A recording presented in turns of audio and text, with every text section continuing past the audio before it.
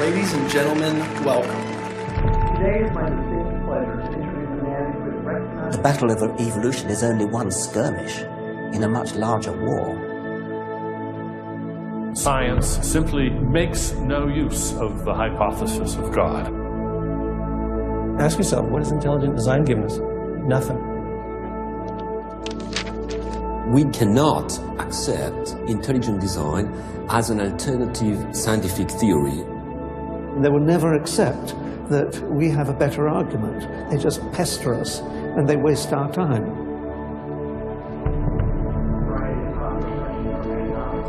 Civil rights to how to grow your life in 10 easy steps.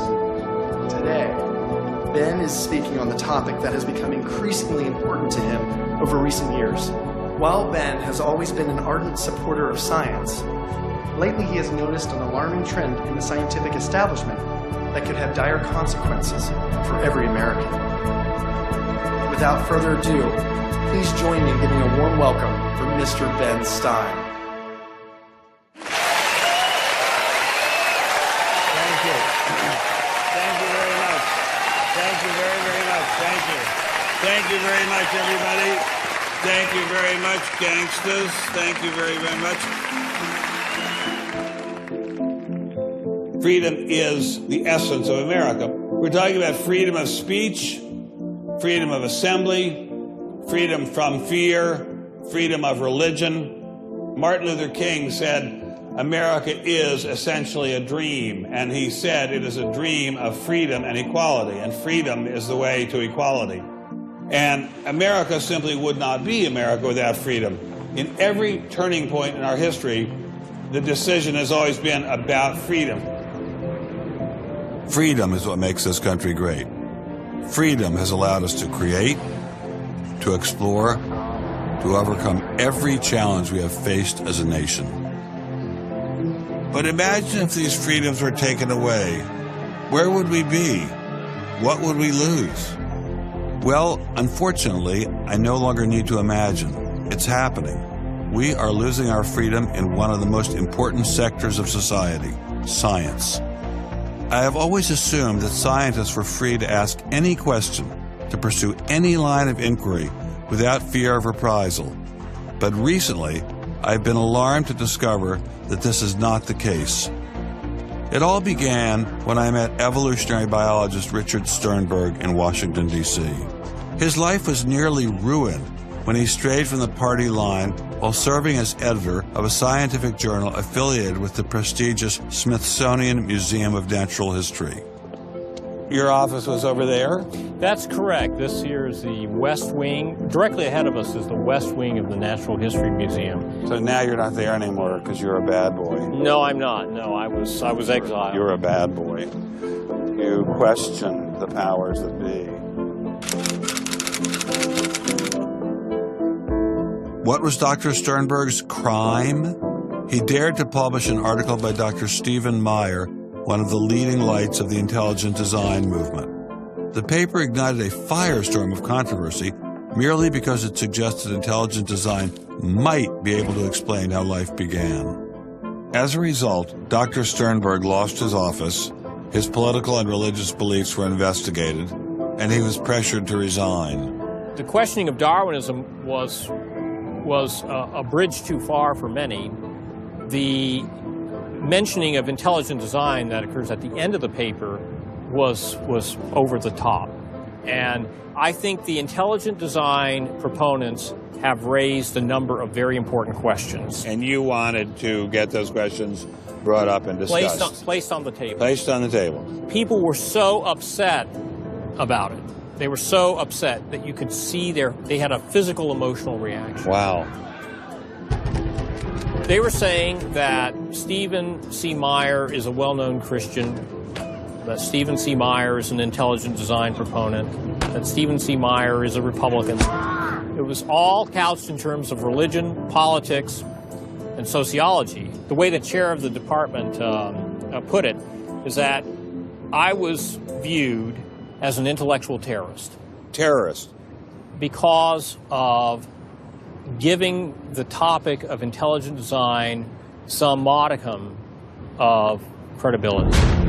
What happened to Dr. Sternberg was terrible, but surely it was just an isolated case. I was still pretty skeptical, so naturally I checked in with the head of the Skeptics Society, Michael Shermer. So I can't prove there is no God or Yahweh in your case, any more than I can prove there is no Isis, Zeus, Apollo, Brahma, Ganesha, Mithras, Allah, or for that matter, the flying spaghetti monster. And think about just one thing.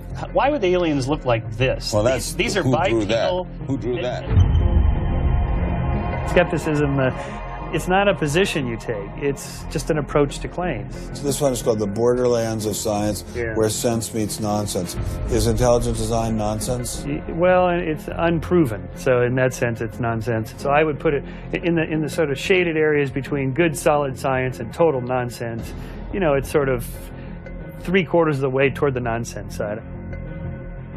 But you think, nevertheless, people should be allowed to speak about it and publish papers about it? They are free to write and publish and be heard in public forums and go to conferences just like everybody else does. Well, what if a person published something, say at the Smithsonian, in favor of intelligent design and then lost his job over it? And it had been peer-reviewed, and published, and then he lost his job over it anyway. What would happen? What do you think about that situation? I think that particular situation, there was something else going on. What was going on? I don't know. I mean, I don't know, because I don't know. But I think there had to be something. People don't get fired over something like that. You roll up your sleeves, you get to work, you do the research, you get your grants, you get your data, you publish, and you work your butt off, and that's how you get your theories taught. Well, but wait a minute. What if you try and roll up your sleeves and go to work and work your butt off, and they say, well, we're going to fire you if you even mention the word intelligent design? I don't think that's happening. Where is that happening? George Mason University. Throughout its 50-year history, our mission has remained clear: to prepare a diverse population of students to think and to grow in a climate of unbridled academic freedom. After Dr. Caroline Crocker simply mentioned intelligent design in her cell biology class at George Mason University, her promising academic career came to an abrupt end.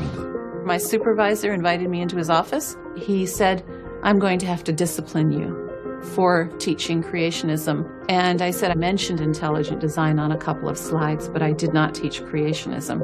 He said, "Nonetheless, you have to be disciplined." At the end of the semester, I lost my job. Not only did this well-loved professor lose her job at George Mason, she suddenly found herself blacklisted, unable to find a job anywhere. So whenever I interviewed for a job, I would be offered it, usually on the spot. Since this has happened, and since people can Google my name, I'm finding that when I send my credentials, I do get interviews. I get many interviews, but I never get offered a job. I don't tell them about my science sin. I was only trying to teach what the university stands for, which is academic freedom. There's nothing to be learned in neurosurgery by assuming an accidental origin for the parts of the brain that we work on. It wasn't just biologists who were feeling the Darwinist wrath. When neurosurgeon Michael Egnor wrote an essay to high school students saying doctors didn't need to study evolution in order to practice medicine, the Darwinists were quick to try and exterminate this new threat. A lot of people on a lot of blogs called me unprintable names that were printed. There are a lot of very, very nasty comments. Other people suggested that people call the university I work at and suggested perhaps it's time for me to retire. I realized when I kind of went public with my doubts about the adequacy of Darwin's theory that I would encounter criticism. What has amazed me is the viciousness and the sort of baseness of it. I'm an old guy. I have tenure. I'm academically safe. But the young people and what is happening to them in America right now because of this scientism gulag is really terrible. Apparently, Professor Marks was not as safe as he thought. A few months after this interview, Baylor University shut down his research website and forced him to return grant money once they discovered a link between his work and intelligent design. In order to attract grants, you have to market yourself. So you put up sites and call yourself labs and groups and things like that in order to get visibility. And in my entire experience in academia, I never went to any superior and asked them any permission to put up any of these labs. So the fact that this was singled out, let alone shut down, is jaw-dropping. It's astonishing. I have never been treated like this in my about 30 years in academia. Shut up, you freak! I say shut up! Get the man out! If you peel back the onion, I think that there is no doubt that the center of this is my work in what some would call intelligent design. People really get emotional about this. Whenever you say intelligent design in a room of academics, them's fighting words. Creationists. Astronomer Guillermo Gonzalez found himself in a fierce shootout with Iowa State University following the publication of his book, arguing that the universe is intelligently designed. Despite a stellar research record that has led to the discovery of several planets, his application for tenure was denied, putting his career in jeopardy. I worried about my tenure a little bit in 2005 when the petition was being circulated because I viewed that as a strategy of Hector Avalos and his associates to try to poison the atmosphere on campus against me because he knew I wasn't tenured yet and I was very vulnerable. I have little doubt that I would have tenure now if I hadn't done any professional work on intelligent design. Dr. Gonzalez had this advice for scientists who might be thinking about following his example. If they value their careers, they should keep quiet about their intelligent design views. We know there are times and places to be quiet, and other times and places when we can make noise if we want to. Will you show us? Of course. Boys and girls, how would you like to show some of the ways we know of being quiet? It's the kind of thing where you just learn to keep your mouth shut. In addition to those scientists who were willing to appear on camera, we encountered many more who didn't dare show their face for fear of losing their jobs. You use an intelligent design perspective to get the research done, but you're not allowed to talk about it in public. And so there is definitely incentive, if you think about it, for people to remain within the mainstream. You know, what's he up to? What is he thinking? Is he one of them? That kind of thing. If I write intelligent design, they hear creationism. They hear religious right. They hear theocracy. So it appears Mr. Shermer, the self-styled skeptic, was wrong on this one. Intelligent design was being suppressed in a systematic and ruthless fashion. But maybe intelligent design should be suppressed. It was time to ask the scientific establishment what was so bad about intelligent design. Intelligent design people are not genuine scientists. Intelligent design is a racket. It's just propaganda. The only intelligent thing about it is to have got people to call it that. It's really very stupid as well. Everybody knows science education in America is appalling. What we don't need at this time is intelligent design in the classrooms. To present intelligent design stunts their educational growth. It stunts their intellectual growth. But what I don't understand is how these animals could have been on Earth millions of years before man. And the Bible says the whole Earth was created in only 6 days. It wasn't just the educational aspects of intelligent design that had scientists concerned. Many suspected the movement masked a much larger agenda. Intelligent design is a set of excuses to squeeze creationism into the classrooms. Get intelligent design into schools today, and we can have school prayers tomorrow. Any other complaints? Can you imagine anything more boring? The boredom attached to ID is supreme. It is so boring that I can't even bother to think about it much anymore. It's just utterly boring. Love is in the air, everywhere I look around. Love is in the air, every sight and every sound. Love was in the air, all right, but none of it was directed toward intelligent design. There seemed to be a lot to hate about ID, and nearly all of that hatred was focused on one place. The people from the Discovery Institute, the people who are doing the intelligent design, they're all varnish and no product. The Discovery Institute is a propaganda mill. It's an institution designed to suck in money from religious investors and turn it into a sanitized, somewhat secular version of the creation story to get it into the schools. If they have a way of understanding nature that's superior to the one that we all are making lots of discoveries using, great. Bring it on.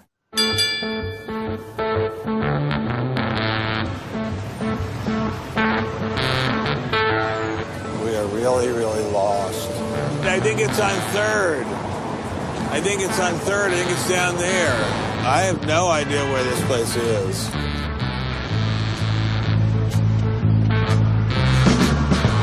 I guess I just keep walking. Do you have any idea where the Discovery Institute is? Have you ever heard of that? Never heard of it. Okay, thank you. How are you, sir? Good. Do you have any idea where the Discovery Institute is? Not a clue. Discovery Institute. Thank you. It's very kind of you to offer. Welcome to Seattle. Thank you, sir. It's got to be this whole building. Yes, where is the Discovery Institute, please, sir? Discovery Institute on the 8th floor, suite 808.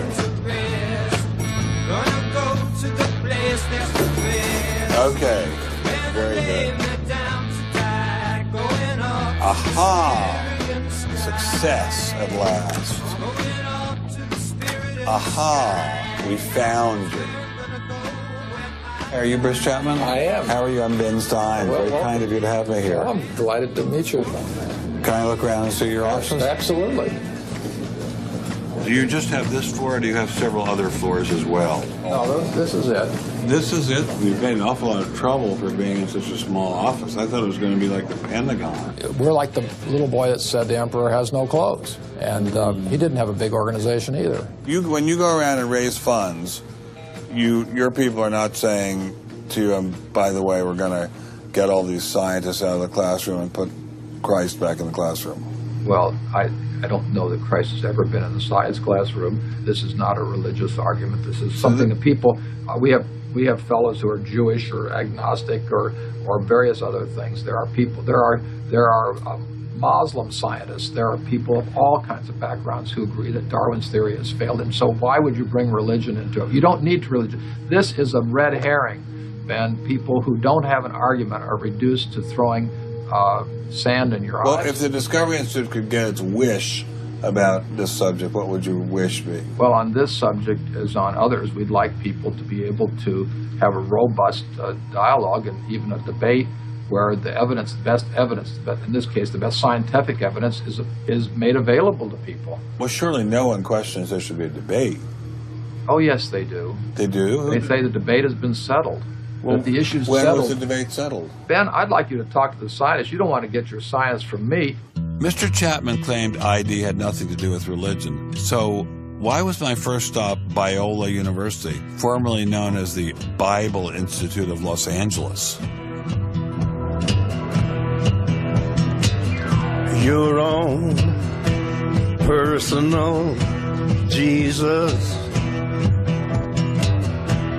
Someone to hear your prayers, someone who cares. Footnote in the history of science, your inference that own Stonehenge was caused by intelligence. personal These inferences Jesus. are remarkably stable in terms of all the knowledge. Someone to hear your prayers, someone who's there.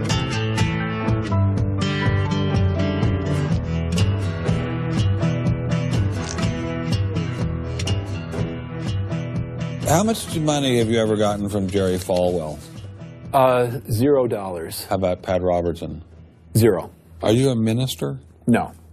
Are you a priest? No. Pastor? No. Youth pastor? Oh, I did teach Sunday school once. Has this all been resolved? I mean, aren't we all Darwinists now? Except for a few cranks like you? Well, it's a funny thing that questions that aren't properly answered don't go away. This question is loaded with all kinds of political baggage, but one-on-one at a scientific meeting after the third or fourth beer, my experience has been that many evolutionary biologists will say, yeah, this theory's got a lot of problems. So you're meaning to tell me that there really is a debate among scientists about whether or not evolution occurred? Well, evolution is a kind of funny word. It depends on how one defines it. If it means simply change over time, even the most rock-ribbed fundamentalist knows that the history of the Earth has changed, that there's been change over time. If you define evolution precisely, though, to mean the common descent of all life on Earth from a single ancestor via undirected mutation and natural selection, that's textbook definition of neo-Darwinism, biologists of the first rank have real questions. But the modern theory of intelligent design is just microwaved creationism. I don't think that's the case. Creationism, properly understood, begins with the Bible and says, how can I fit the Bible into the data of science? Intelligent design doesn't do that. Intelligent design is the study of patterns in nature that are best explained as a result of intelligence. So intelligent designers believe that God is the designer? Not necessarily. Intelligent design is a minimal commitment scientifically to the possibility of detecting intelligent causation. Dr. Nelson didn't sound like a crazy person, but I still suspected ID was nothing but reheated creationism. My next stop didn't seem like it was going to alleviate those fears. I didn't crawl out of the ocean, I didn't come from no monkey. Science tends to forget evolution's just a theory. They present it in the textbooks and on animal TV. Like it's back, but tell me, were you there 12 million BC? Evolution is, from an intelligent design perspective, is perfectly acceptable if the sense is that how did the design get implemented? The issue is there real design there, and are these material mechanisms like natural selection, are these adequate to account for everything we see in biology? And our argument is no, it's not. But Darwin produced all this evidence from his travels and his studies at the Galapagos that evolution explained things. If you look at the history of science, people often have a good idea and then they decide just to run with it. And they say, we're going to apply this everywhere. And so Darwin takes his idea of natural selection and says, I'm going to explain all of life with it. I mean, physics used to be Newtonian physics. Newton was physics. And then you got to look to Einstein, general relativity. It's not, Newton isn't enough. Well, I think likewise what we're finding with Darwin is that he had some valid insights, but it's not the whole picture. Okay, Darwinism may not be the complete picture, but what made these guys think they had the missing pieces? I put this question to Dr. Stephen Meyer, author of the paper that originally got Dr. Sternberg in so much trouble. It's hard to believe that this little town is the headquarters of giant Microsoft, which enabled Mr. Gates to become fantastically rich. Maybe that's what Steve Meyer's doing. Maybe this is somehow going to make him fantastically rich. We'll pin him down like a butterfly on a butterfly board. A butterfly on a killing board. Coffee shop straight ahead. Newton is buried in the geniuses corner at Westminster Abbey, right? That's correct, yeah. Darwin is also buried in Westminster Abbey. Right, and so is Darwin. Right near each other, right? And you're here in Redmond, in a little building without a sign. Right? And you're obviously an incredibly smart guy, but how dare you challenge someone who's buried in the geniuses corner next to Newton at Westminster Abbey? Well, it may seem a little cheeky, but it's what scientists are supposed to do.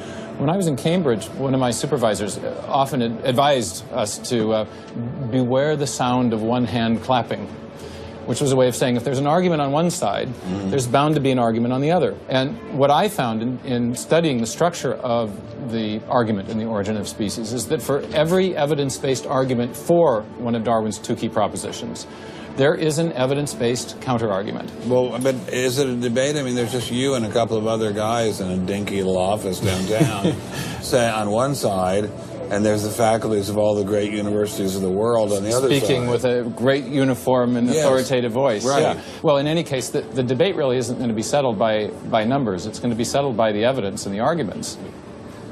While I was still in Bill Gates country, Dr. Meyer recommended I check in with molecular biologist Jonathan Wells. What kind of names do they call you? Creationist. What do you say back to them when they say you're a creationist? Well, I usually don't get the opportunity. What's at stake for you personally here? First of all, I love science. I think the way Darwinism corrupts the evidence, distorts the evidence, is bad for science. Well, the other scientists would tell you to just shut up if you love science, okay? Because you're sort of being a bomb thrower into science. I am upsetting the apple cart, and I think it deserves to be upset in this case. Why? Because the evidence is being distorted to prop up a theory that I think doesn't fit it. Was Darwinism really that bad?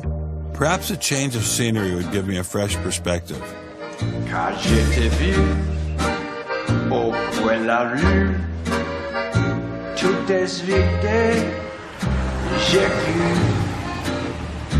que tous les deux, sur le ciel bleu, nous serions très heureux.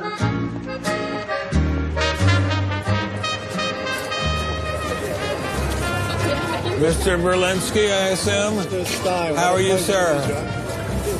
So where are you from originally? I was born in New York. Yes. Spent 31 years in Manhattan. Yes. And I spent a lot of time in California, too. And tell me all the various universities where you studied or taught. I was at Princeton, then I had a professorship at Stanford, and then I left Stanford, and I taught at Rutgers. I left Rutgers, and I taught at the City College in New York. I left the City College of New York. I taught at the Baruch College. I taught at San Jose. What did you teach at Baruch College? Anything they wanted. Come on in. Thank you, monsieur. What an old building. Wow. It's the oldest in Paris. You're kidding. Merci, monsieur. Ah, je vous en prie, monsieur. Merci. Wow, this is fabulous. Let's put it this way. Before you can ask, is Darwinian theory correct or not, you have to ask the preliminary question, is it clear enough so that it could be correct? That's a very different question. One of my prevailing doctrines about Darwinian theory is, man, that thing is just a mess. It's like looking into a room full of smoke. Nothing in the theory is precisely, clearly, carefully defined or delineated. It lacks all of the rigor one expects from mathematical physics, and mathematical physics lacks all of the rigor one expects from mathematics. So we're talking about a gradual descent down the level of intelligibility until we reach evolutionary biology. We don't even know what a species is, for heaven's sakes. So his theory is smoke, but elegant smoke. There's a certain elegance to it, but I think Einstein had the appropriate remark. He preferred to leave elegance to his tailor. A room full of smoke? That certainly wasn't what I was hearing from prominent Darwinists like Richard Dawkins. Evolution is a fact. It's a fact which is established as securely as essentially any other fact that we have in science. Richard Dawkins is so confident that evolution is a fact, and that therefore God doesn't exist, that he has devoted his entire life to spreading the evolution gospel. I'm an atheist with respect to the Judeo-Christian God because there is not a shred of evidence in favor of the Judeo-Christian God. It is completely right to say that since the evidence for evolution is so absolutely, totally overwhelming, nobody who looks at it could possibly doubt that if they were sane and not stupid. So the only remaining possibility is that they're ignorant, and most people who don't believe in evolution are indeed ignorant. But the people I spoke with weren't ignorant. They were highly credentialed scientists. So there had to be something else going on here. So you think the whole theory of evolution is false, or just certain parts of it? Well, again, evolution is a slippery word. I would say minor changes within species happen. But Darwin didn't write a book called How Existing Species Change Over Time. He wrote a book called The Origin of Species. He purported to show how this same process leads to new species, in fact, every species. And the evidence for that grand claim is, in my opinion, almost totally lacking. How does Darwin or Darwinism say that life began? Well, he didn't know, and in fact, nobody knows. So Darwinism, strictly defined, starts after the origin of life and deals only with living things. Well, how can there be a theory about life without a theory about how life began? Well, a grand overarching evolutionary story, of course, does include the origin of life, but Darwin's theory doesn't begin until you have the first cell. Well, does someone have a theory about how life began?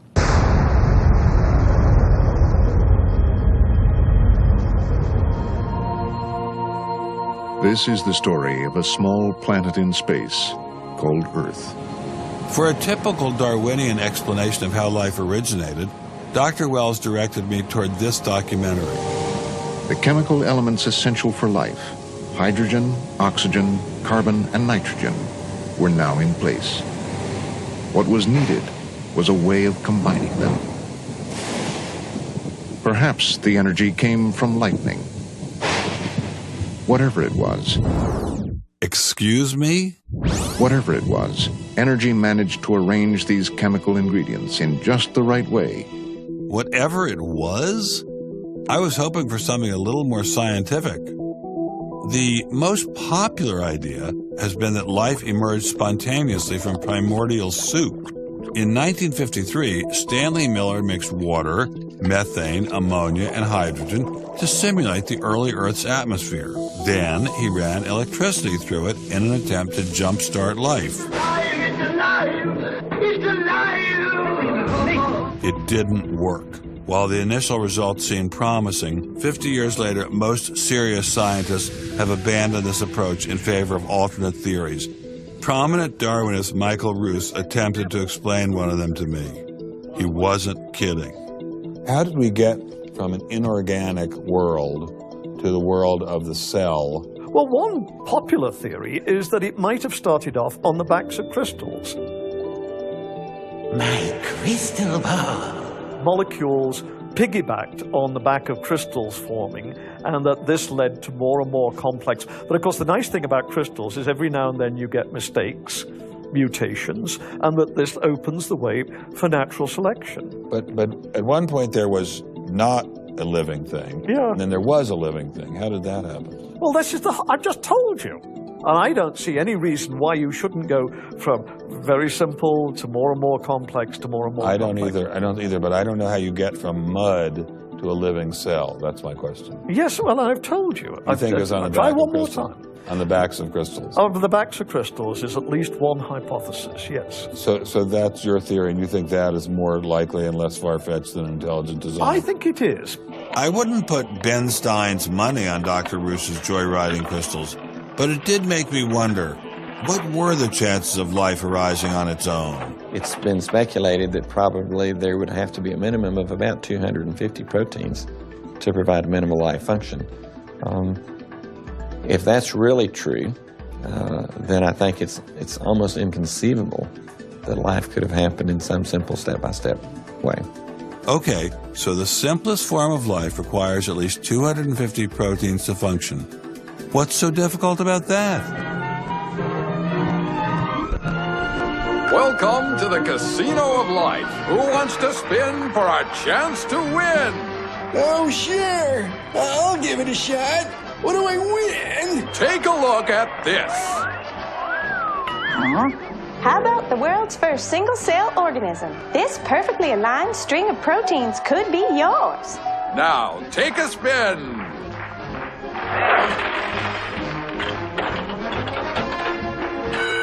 I won. Tina, tell him how many times he needs to do that to win the prize. 250.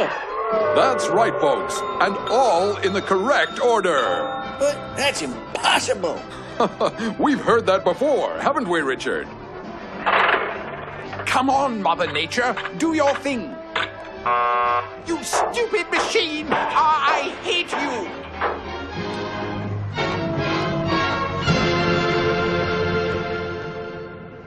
We're talking about something that's staggeringly improbable, roughly 1 in a trillion, trillion, trillion, trillion, trillion, trillion. Let all of life choose a million, a trillion, trillion. The number is essentially zero. Something has to skew nature to choose the ones that work. So, in the game of life, it looks as if the house always wins.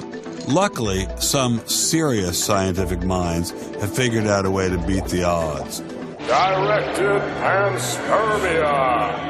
When faced with the overwhelming problem of the origin of life, Nobel Prize winner Francis Crick proposed this theory, that life was seeded on Earth, which basically means aliens did it. Crystals? Aliens? I thought we were talking about science, not science fiction. We don't know what caused life to arise. Did it arise by a purely undirected process? Or did it arise by some kind of intelligent guidance or design? And the rules of science are being applied to actually foreclose one of the two possible answers to that very fundamental and basic and important question. So the rules of science say we will consider any possibility except one that is guided. Exactly. No matter how life began, on the backs of crystals or in the test tube of some intelligent designer, everyone agrees it started with a single cell. But what is a cell? Let me ask you a question. Yeah. Darwin wrote The Origin of Species in 1859, published it in 1859. He had an idea of the cell as being quite simple, correct? Yeah, everybody did. Okay. If he thought of the cell as being a Buick, what is the cell now in terms of its complexity by comparison? A galaxy. If Darwin thought a cell was, say, a mud hut, what do we now know that a cell is? More complicated than a Saturn V. So what is in a cell as far as we know now? A world that Darwin never could have imagined. I needed someone who could give me a glimpse into this world. So we went to molecular biologist Doug Axe. Think of a cell as being a nanofactory, a factory where, on a very small scale, digital instructions are being used to make the components of the factory. Here we have the famous DNA double helix. You can see the two helical strands that are intertwined and wind around each other on the outside of the molecule. This is the material that stores all of our genetic information. In higher life forms, this will be the equivalent of something like a gigabyte of information stored in the molecules that form the individual chromosomes, all packed within the nucleus, which is a tiny fraction of the entire cell size. So what does DNA do? Well, the information in DNA ends up providing the information for sequencing the amino acids to make proteins. We have information in a one-dimensional form that provides the information for a three-dimensional form.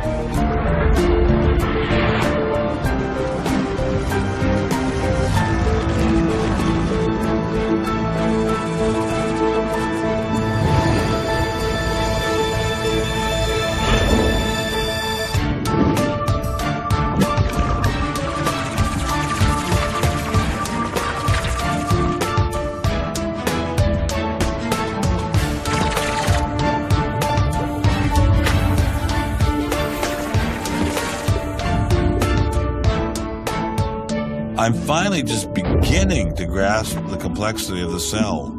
Are there systems within the cell that go well beyond Darwinian evolution? Some type of cellular technology that drives adaptation, replication, quality control, and repair?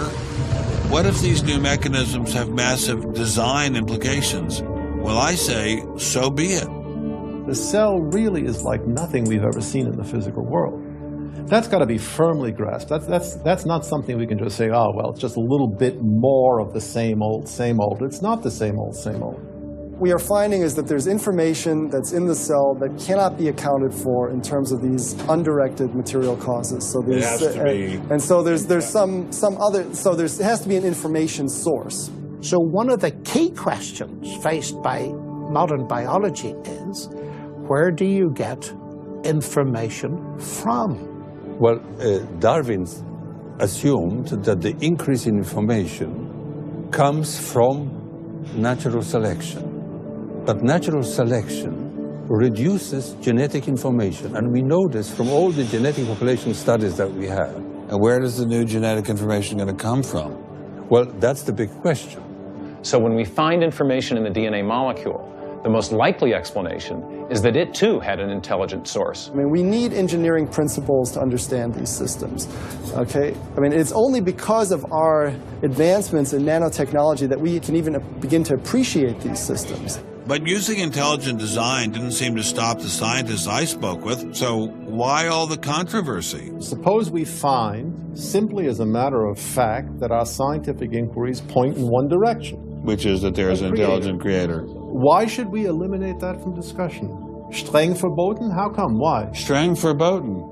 Very good. What does streng verboten mean? Strongly forbidden. Strongly forbidden. You've got two possible hypotheses. You've got a wall through the middle of through your brain, in effect, through your thinking. You say, well, you can't consider anything on this side of the wall. Only hypotheses on this side of the wall are permissible for consideration. What about academic freedom? I mean, can't we just talk about this? Their reply is that science is not a democratic process. Oh, really? And that there is a consensus view. But wait a minute, we are to subscribe to the wait a second, but view. Darwin challenged the consensus view, and that's how we got Darwinism. If Darwin wanted to challenge the consensus today, how would he do it? Science isn't a hobby for rich aristocrats anymore. It's a multi-billion-dollar industry. And if you want a piece of the pie, you've got to be a good comrade.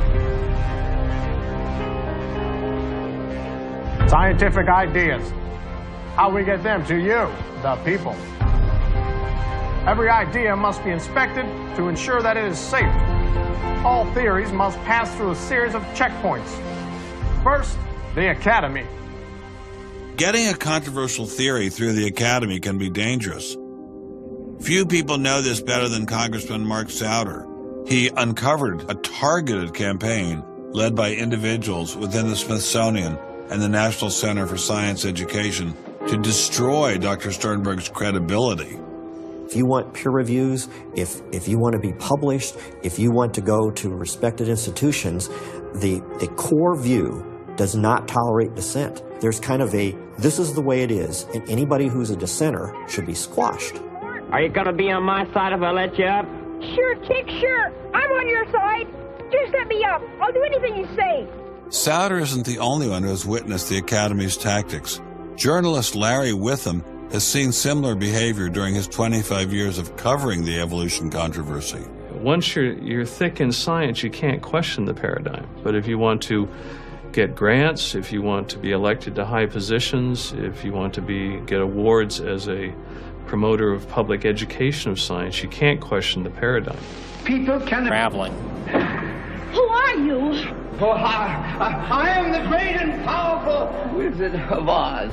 I interviewed dozens and dozens of scientists, and when they're amongst each other or talking to a journalist who they trust, they'll speak about, it's incredibly complex, or molecular biology is in a crisis. But publicly, they can't say that.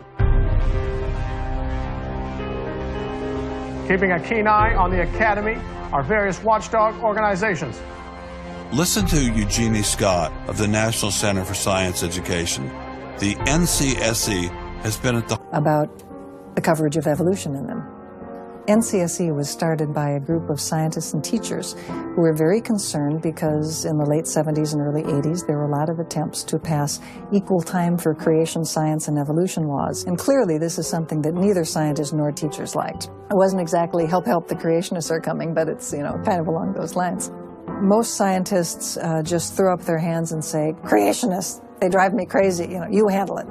We've worked a lot with science education organizations. The most important group we work with is members of the faith community, because the best kept secret in this controversy is that Catholics and mainstream Protestants are okay on evolution. Are you sure about that, Eugenie? Liberal Christians have been fighting with conservative Christians for so long that they'll side with anybody against the fundamentalists. And Eugenie Scott says, well, welcome over. There's a kind of science defense lobby, or an evolution defense lobby in particular. They are mostly atheists, but they are desperately wanting to be friendly to mainstream, sensible religious people. And the way you do that is to tell them that there's no incompatibility between science and religion. But is there really an incompatibility? Can't we believe in God and Darwin? Implicit in most evolutionary theory is that either there's no God or God can't have any role in it. So naturally, as many evolutionists will say, it's the strongest engine for atheism. If they called me as a witness, and a lawyer said, Dr. Dawkins, has your belief in evolution, has your study of evolution turned you towards atheism? I would have to say yes. And that's the worst possible thing I could say for winning that court case. So people like me are bad news for the science lobby, the evolution lobby. By the way, I'm being a hell of a lot more frank and honest in this interview than many people in this field would be. Working hard to keep ideas in check are our friends in the media. Morning, paper. Paper, mister? The tendency of the media is to side with the establishment because they inherently agree with the establishment. Eugenie Scott, my understanding is that there is not a single peer-reviewed article out there that supports intelligent design. Am I wrong? You are not wrong. You are correct. I believe that we get coverage, but we always get coverage like we're the outsider, not like it's an even debate. But instead of merely reporting news, he analyzes it, often expressing his personal opinions. We constantly deal with reporters who refuse even to report the correct definition of intelligent design. They, over and over again, talk about life is so complex, God must have done it. Just admit it, it's religion. Very simple. You just can't, it's religion. It's a wanton distortion of our position.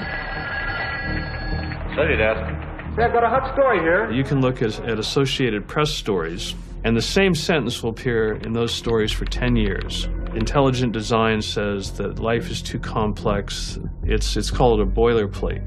And the reporter never reports anymore or gets any new ways to say it, so the public understanding never advances. But what happens if a reporter decides to take a more balanced approach to intelligent design? There might be remarkable pressure on that reporter not to side against the evolutionists. I thought I told you to kill that story. Few reporters have learned this better than author and journalist Pamela Winnick. When she refused to take sides in an article she wrote about intelligent design, the Darwinists found a new favorite target. Number one, I wasn't Christian, I was Jewish. Number two, I wasn't religious. Number three, I was not taking a position in favor of creationism. I was writing about intelligent design, and it didn't matter. After I wrote that one piece, everything I wrote on the subject was scrutinized. There were hate letters coming into the newspaper. If you give any credence to it whatsoever, which means just writing about it, you are just finished as a journalist. Other journalists we spoke with told similar stories, but didn't dare appear on camera. And now, the presses are ready to roll. When all other checkpoints fail, there is always the courts.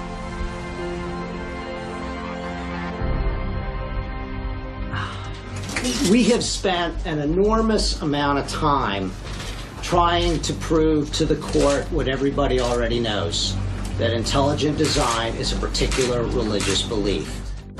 But I thought scientific questions were settled by the evidence, not by taking people to court and suing them. How do other countries deal with such disputes?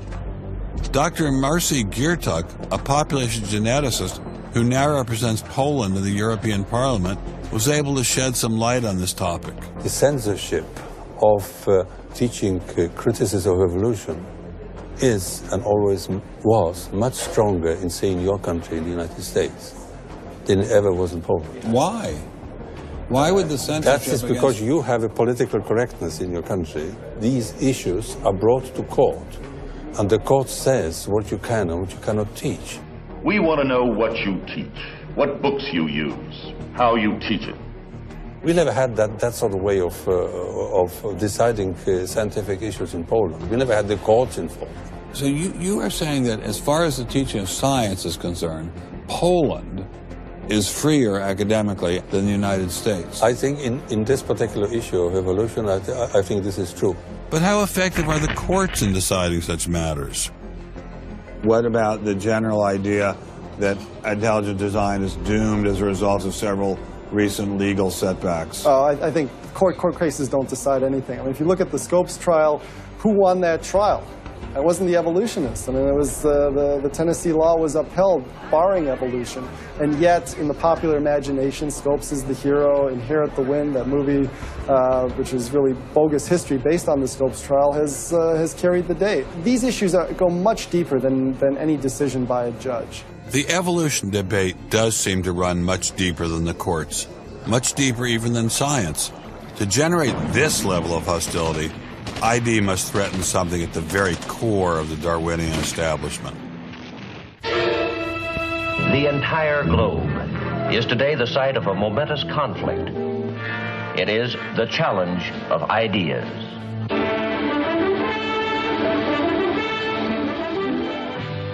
I am Edward R. Murrow.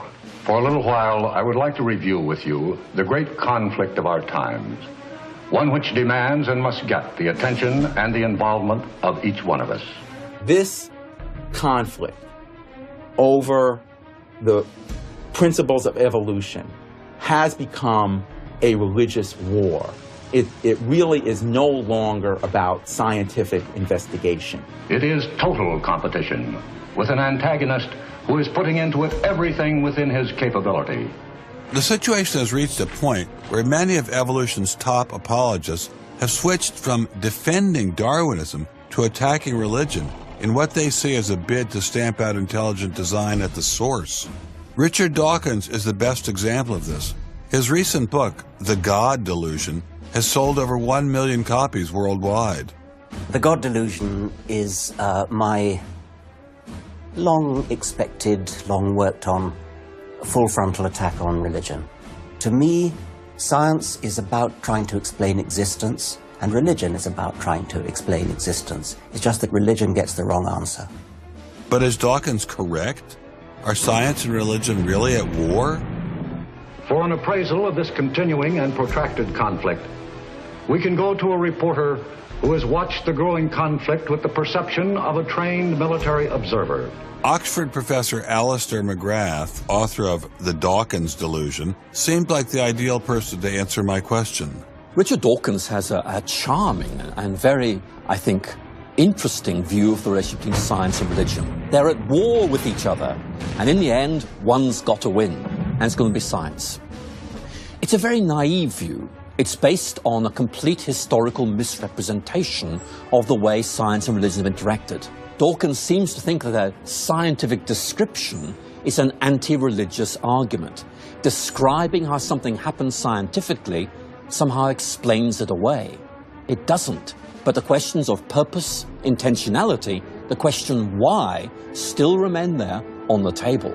And I think it was just a catastrophic mistake to have someone like Dawkins address himself to profound issues of theology, the existence of God, the nature of life. He hasn't committed himself to disciplined study in any relevant area of inquiry. He's a crummy philosopher. He doesn't have the rudimentary skills to meticulously assess his own arguments. Genius guy, though. Very smart guy. A little bit of a reptile, but a very smart guy. The opposing point of view in this conflict rests on a fundamentally different vision of man. If you have two distinguished scientists, and in fact you can range many more on each side, as you know, saying exactly opposite things, that's telling me that the conflict is not between science and belief in God. Otherwise, you'd expect all scientists to be atheists. But it's a worldview conflict. It's between scientists who have different worldviews. You've got two competing explanations of the evidence. One says design, one says undirected processes. Both of them have larger philosophical or religious or anti-religious implications. So you can't say that one of those two theories is scientific and the other is unscientific simply because they have implications. Both have implications. People who tell you, for example, that science tells you all you need to know about the world, or that science tells you that religion is all wrong, or science tells you there is no God, those people aren't telling you scientific things. They are saying metaphysical things, and they have to defend their positions for metaphysical reasons. What is being presented to the public is, first comes the science, and then comes the worldview. I would want to argue that that may not be the case, that it may actually be the other way around, that the worldview comes first and is influencing the interpretation of science. My deep regret is some people are so deeply entrenched in their own worldviews that they will simply not countenance alternatives. I'm actually a person of the left. And not even a particularly religious person. I think of myself as kind of humanist. And I think it's sending a very bad message to religious people who are interested in science, that in some sense, in order to do science credibly, they have to leave their religious beliefs at the door. The founders of early modern science, Sir Isaac Newton, Robert Boyle, Johannes Kepler, Galileo, most of these early scientists all not only believed in God, but they thought their belief in God actually made it easier to do science. You can be religiously motivated and you can do good science. And they have more often gone together than not gone together. Admitting our biases is the best way towards rational discussion, which I would welcome. Rational debate is a nice thought, but it's nearly impossible in the current climate. I'd seen the chilling effect that this unquestioning devotion to Darwinism has had on science, but were there other consequences? No gods, no life after death, no ultimate foundation for ethics, no ultimate meaning in life, and no human free will are all deeply connected to an evolutionary perspective. You're here today and you're gone tomorrow, and that's all there is to it. Dr. Will Provine, professor of the history of biology at Cornell University, gave us another disturbing glimpse into where Darwinism can lead. Oh, I was a Christian, but I never heard anything about evolution because it was illegal to teach it in Tennessee. Dr. Provine's first biology professor changed all that. He started talking about evolution as if it had no design in it whatsoever. And I came up to him and I said, "You've left out the most important part." And he said, "If you feel the same way at the end of one quarter, I want you to stand up in front of the students in this class and tell them this deep lack in evolution." And I read that book so carefully, and I could find no sign of there being any design whatsoever in evolution. And I immediately began to doubt the existence of a deity. But it starts by giving up an active deity, then it gives up the hope that there's any life after death. When you give those two up, the rest of it follows fairly easily. You give up the hope that there's an imminent morality. And finally, there's no human free will. If you believe in evolution, you can't hope for there being any free will. There's no hope whatsoever of there being any deep meaning in human life. We live, we die, and we're gone. We're absolutely gone when we die. Dr. Provine is no stranger to the prospect of death. Nearly a decade ago, he was diagnosed with a large brain tumor. Let's suppose my tumor comes back, as it almost certainly will. Well, I'm not going to sit around like my older brother did last year, and he was dying of ALS, Lou Gehrig's disease. He wanted desperately to die, but we couldn't help him die. I don't want to die like that. I'm going to shoot myself in the head long before then. I'm going to do something different. I hope these are empty words for my friend, Dr. Provine, because shortly after this interview was recorded, he learned his brain tumor had returned. I don't feel one bit bad about holding the views that I do. There's not anything in the views I hold that makes me, oh, I wish I had free will, or, oh, I wish there were a God. I don't ever wish that. Dr. Provine's deconversion story was typical amongst the Darwinists we interviewed. Biologist P.Z. Myers, who runs the pro-Darwin anti-religion blog Pharyngula, says science eroded his faith as well. I never hated religion. I found religion quite comfortable, and I liked the people in it. What led to the atheism was learning more about science, learning more about the natural world, and seeing these horrible conflicts with religion. And it was then, when I discovered evolution, when I discovered Darwinism, that I realized there's this magnificently elegant, stunningly elegant explanation, which I didn't quite understand to begin with. When I did understand it, then that finally killed off my remaining religious faith. After hearing these stories, I was not surprised to discover that most evolutionary biologists share Professor Dawkins' views. It appears Darwinism does lead to atheism, despite what Eugenie Scott would have us believe. And if you separate out the ethical message from religion, what have you got left? You got a bunch of fairy tales, right? I think that God is about as unlikely as fairies, angels, hobgoblins, etc. Religion, I mean, it's just fantasy, basically. It's completely empty of any explanatory content. And it's evil as well.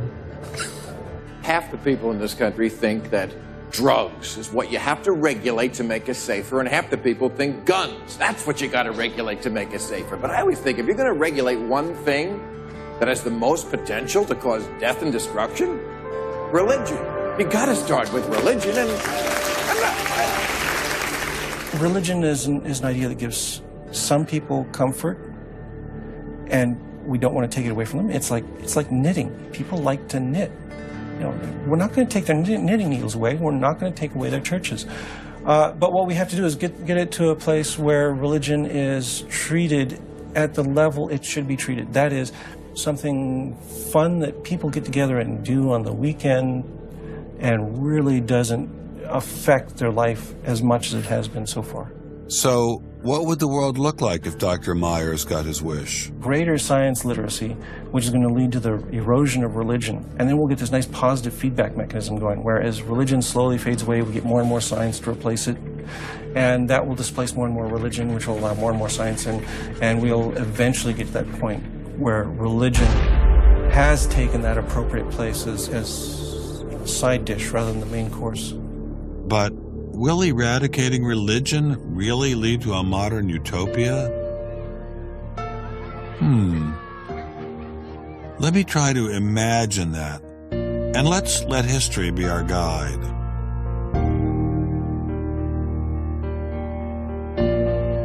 In part, I think Matthew Arnold put his hands on it when he spoke about the withdrawal of faith.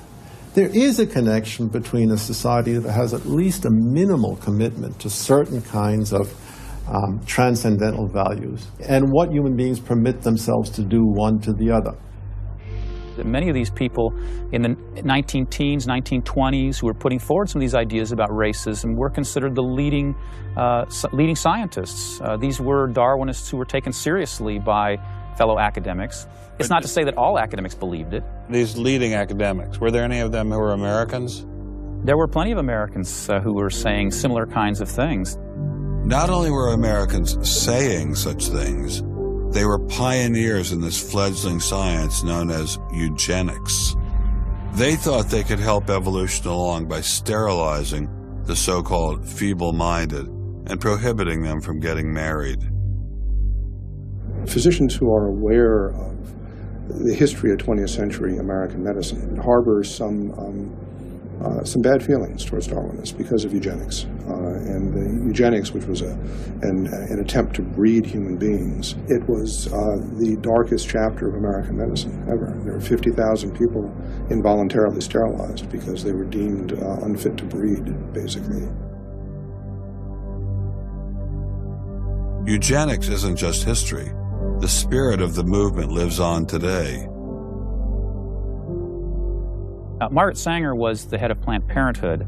She was very fanatical in her promotion of eugenics. In fact, Planned Parenthood was all about birth control for the impoverished and lower classes to try to help improve the species. It always begins in the same way. There seems to be an excellent argument for getting rid of useless people by killing them. Or at least it seems excellent to the people advancing the argument. It's the love affair with death and, the euthanasia and this movement going on, which I find appalling. And the idea is that, immediately rid our society of anybody who might be a drain, and think of people in economic terms. And I think that's where some of the Darwin fits in, actually. It's just a devaluing of human life. First of all, if you take seriously that evolution has to do with, the transition of life forms and that life and death are just natural processes, then one gets to be liberal about abortion and euthanasia. All of those kinds of ideas seem to me follow very naturally from a Darwinian perspective, a deprivileging of human beings, basically. And I think that people who want to endorse Darwinism have to sort of take this kind of viewpoint very seriously.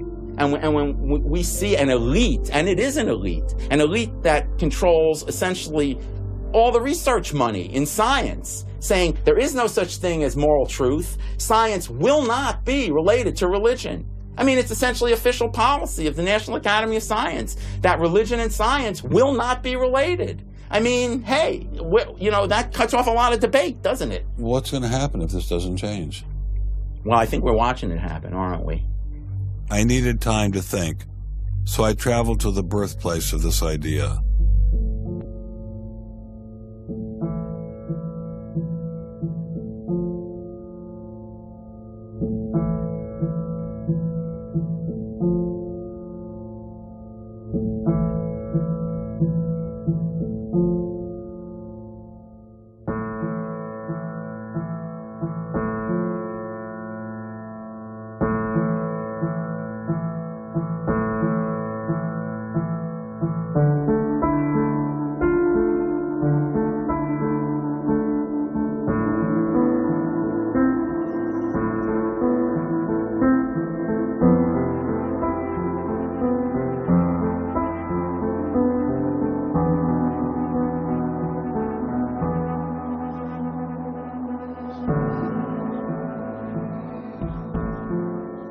With savages, the weak in body or mind are soon eliminated. We civilized men, on the other hand, do our utmost to check the process of elimination. We build asylums for the imbecile, the maimed, and the sick.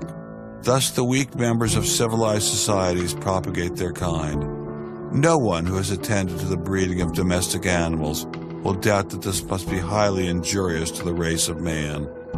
Hardly anyone is so ignorant as to allow his worst animals to breed. Charles Darwin, The Descent of Man, 1871.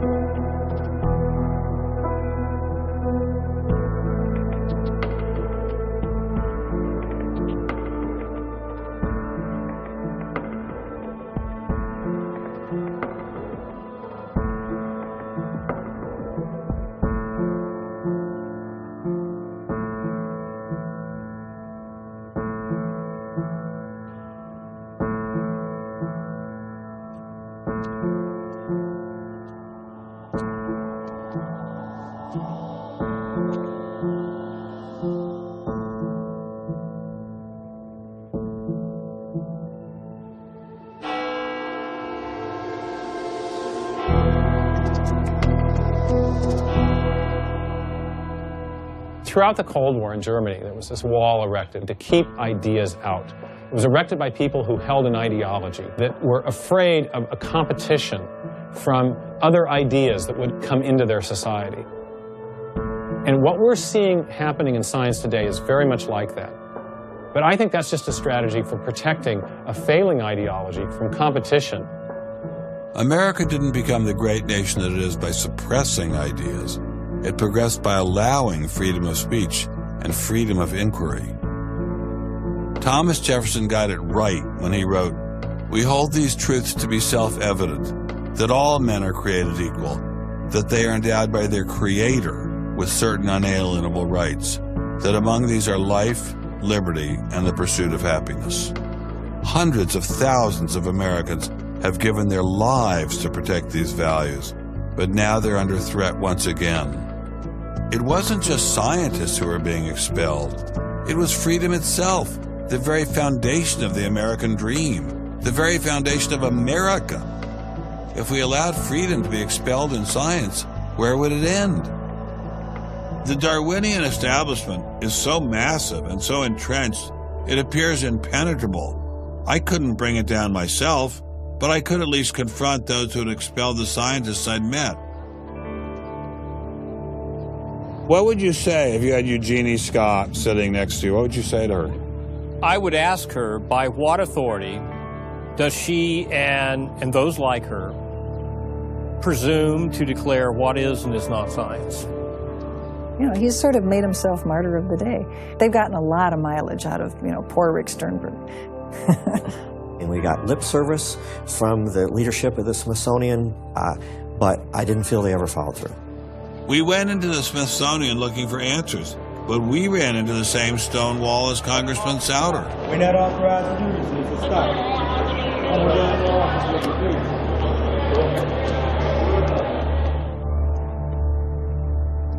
He said, nonetheless, you have to be disciplined, and I lost my job. We did get an interview with a spokesman from George Mason, but it was impossible to knock him off his script. Her contract was not renewed. It was simply not renewing her contract, which she's satisfied. Her contract was not renewed, had nothing to do with the controversy of that topic of intelligent design. I have never been treated like this in my about 30 years in academia. We received a similar reception at Baylor University. They refused to admit that what had happened to Dr. Marks had anything to do with ID. Certainly the conversations I've had, this has not, the intelligent design situation has not been the thrust of the conversation. It's a procedural issue, and that's the way we dealt with it. Funny, that's not how Dean Kelly put things in his original email to Dr. Marks.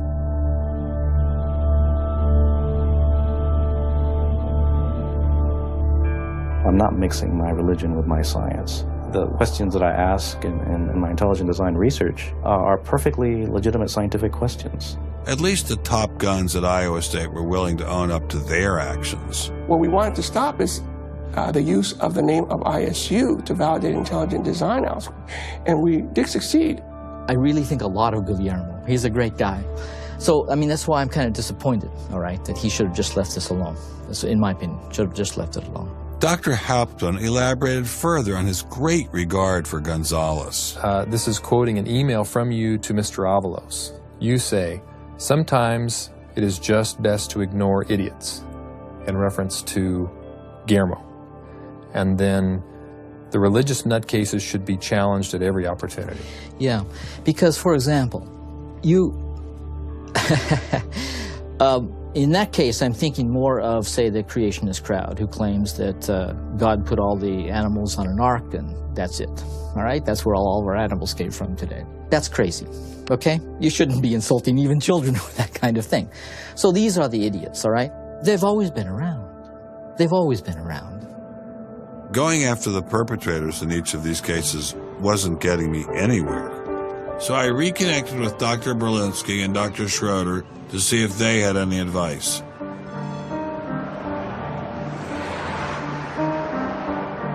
There's a boundary to what science will accept right now. I think the parallel is exactly this wall coming down. Ask any Berliner on from the east side what it meant to have the wall come down.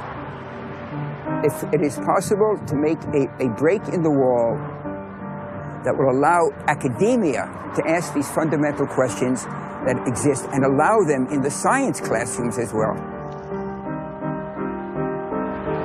It'd be nice to see the scientific establishment lose some of its prestige and power. It'd be nice to see other questions being opened up. Above all, it'd be nice to have a real spirit of self-criticism penetrating the sciences. What can I do to bring down the wall? Is there anything I can do? Make it apparent to the world that a wall exists. There are vast numbers of persons who talk about academic freedom. And there is academic freedom as long as you're on the correct side of the wall. But if you're on the wrong side of the wall, as we mentioned a few moments ago, you lose tenure, and that's a given. I took Dr. Schroeder's words to heart. Obviously, I couldn't take down the wall myself, but I could confront one of its modern architects.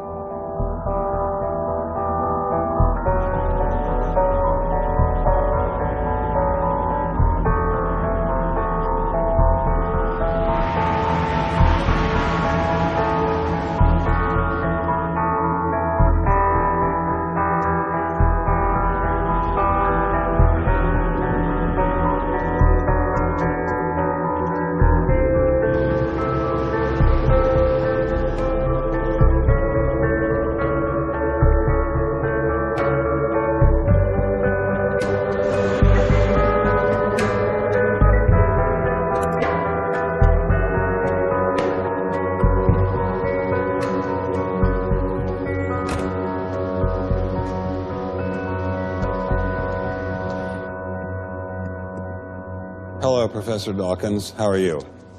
I'm Ben Stein. I'm so sorry to keep you waiting. How are you? Fine, thank you. You have written that God is a psychotic delinquent invented by mad, deluded people. No, I didn't say quite that. I said something rather better than that. Oh, well, please tell us what you said. Please tell us what you said. Well, I would have to read it from the book. No, please.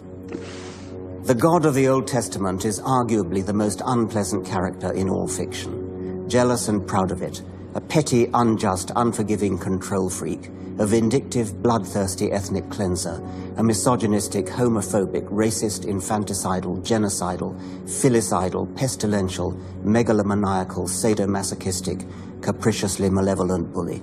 So that's what you think of God? Yeah. How about if people believed in a God of infinite lovingness and kindness and forgiveness and generosity, sort of like the modern day God?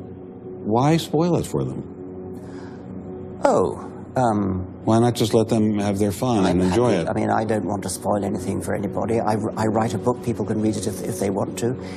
I believe that it is a liberating thing to free yourself from primitive superstition. So religion is a primitive superstition? Oh, I think it is, yes. So you believe it's liberating to tell people that there is no God? I think a lot of people, when they give up God, feel a great sense of release and freedom. Why do you think that? I mean, what's your dad? What's your scientist? What's your data? I think, well, I've had a lot of letters saying that, and I've... There are 8 billion people in the world, Dr. Dawkins. How many letters have you had? No, I haven't done that. That's quite true. Professor Dawkins seemed so convinced that God doesn't exist that I wondered if he would be willing to put a number on it.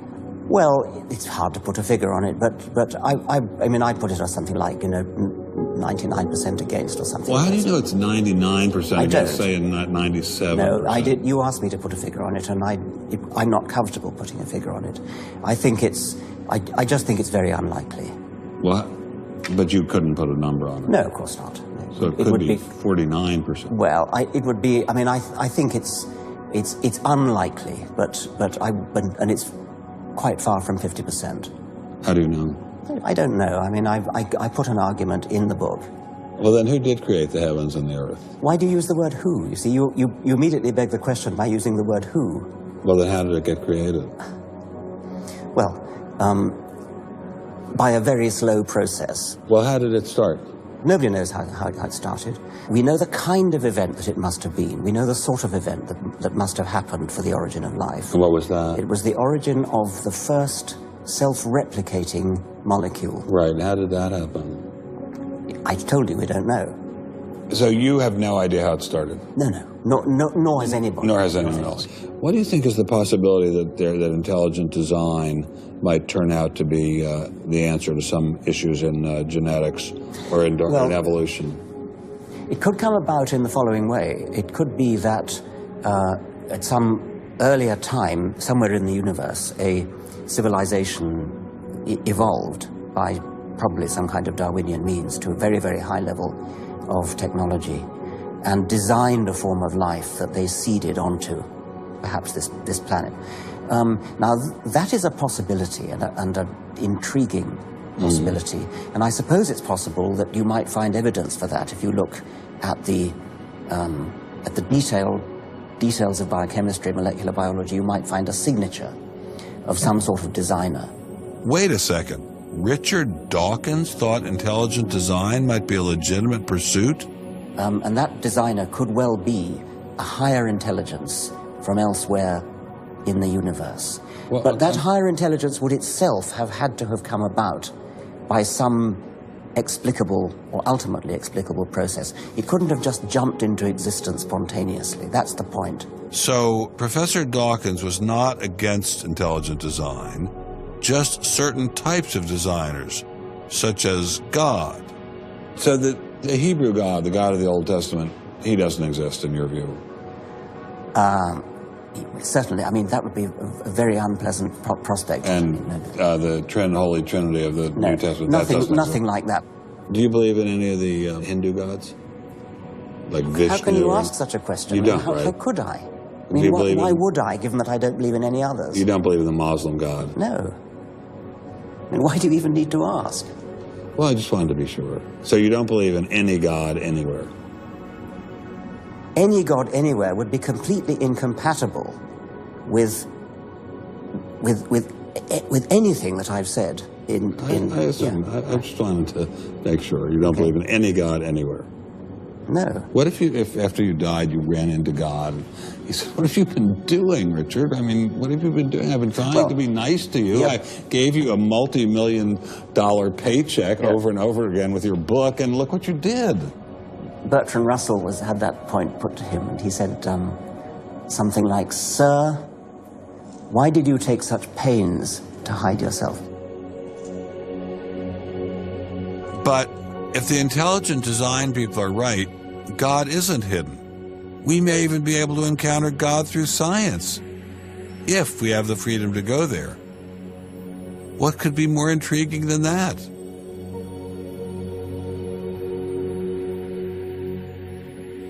We take freedom for granted here in the United States. Freedom is what this country is all about. And a huge part of freedom is freedom of inquiry. But now, I'm sorry to say, freedom of inquiry in science is being suppressed. Behind me stands a wall that encircles the free sectors of this city, part of a vast system of barriers. There are people out there who want to keep science in a little box where it can't possibly touch a higher power, cannot possibly. My hope is that there'll be enough independent thinking scientists who don't like to be told what to think. People on both sides of the argument being prepared to talk and listen. And above all, a willingness to keep these dialogues open. It might allow a lot of very good scientists to be scientists who aren't being allowed to be scientists right now. I don't care what they end up as being. I don't care if they end up being religious, a young earth creationist. If they have thought their way through the issues and get there, I'm all for them. And why do I think we're going to win in this struggle? Because truth crushed to earth will rise again. To find out what's true has a value all of its own. If it has additional good consequences, so be it. Because no lie can live forever. And I believe that science gives us one perspective on the world, and our religious insight gives us another perspective on the world. And by putting the two together, they will see more deeply and more truly. And if we will stand up for freedom, freedom is the victor. And if we all do that, we will overcome.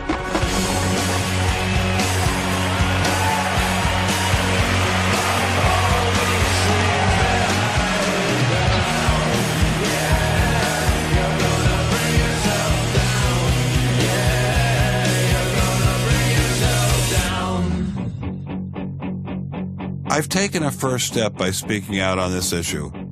But if the wall is to come down, we all have to do our part. Some of you will pay a heavy price for speaking out. You may even lose your job. I guarantee you'll get hate email. But if you don't get involved, will anyone be left to carry on this struggle? Anyone? Anyone?